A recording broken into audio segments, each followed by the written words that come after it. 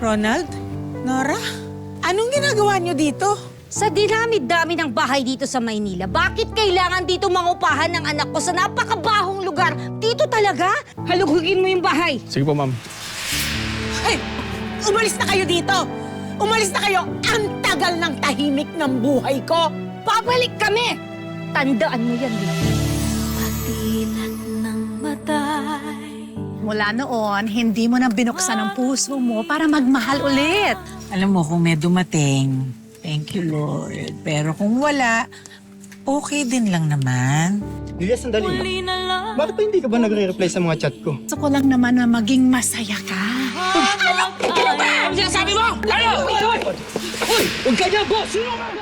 Sanay naman ako mag-isa eh. Ano ba? Iba pa rin yung may karamay sa buhay, di ba? Malay mo, Marcy, siya na yung the one mo. Ano? Narinig mo ba yung sarili mo? Hindi ka ba kinikilabutan? Ano ba? Para ko ng anak yun, no? Kakayanin ba ang mag-isa? Mali naman talaga yung idea na ipablock mo ang savings at lahat ng credit cards ni Miko. Paano kung may masamang mangyari sa anak natin? Ginawa ko yun para umuwi si Miko. O ano ba? Kayanin bang Ka naglalasing. May problema ka. Tradisyon lang. Kasi yung araw na ikakasal ako dapat sa ex ko. lumabas ka dyan! Kayanin ba o ba't Sumama siya sa kabit. Wala naman daw magmamahal sa akin. Paano kung gusto kitang mahalin? Deserve na deserve mo ang mahalin ka. puso'y sumisikip muli nangungulila sa pagmamahal? Huwag ko kayong mag-alala, Mr. and Mrs. Villaluz. Ginagawa ho namin ang lahat para matunton at siguraduhin ligtas ang anak niyo. Marcy, aminin mo. Kamukhang kamukha niya si Ronald nung kabataan niya. Di ba? Kayanin ba ang mag-isa? Umayos ka rito! Umayos ka sa Rito!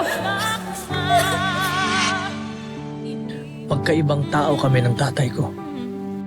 Hindi kita sasaktan katulad ng ginawa niya sa'yo. Babae ka! Uy, ma! Ang ginawa mo sa'yo!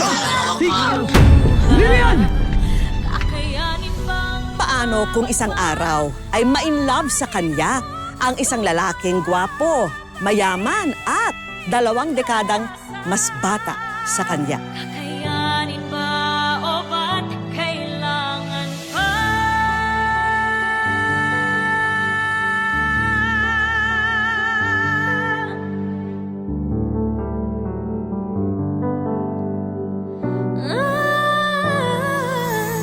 Abangan sa Wish Ko Lang ngayong Sabado, 4 p.m.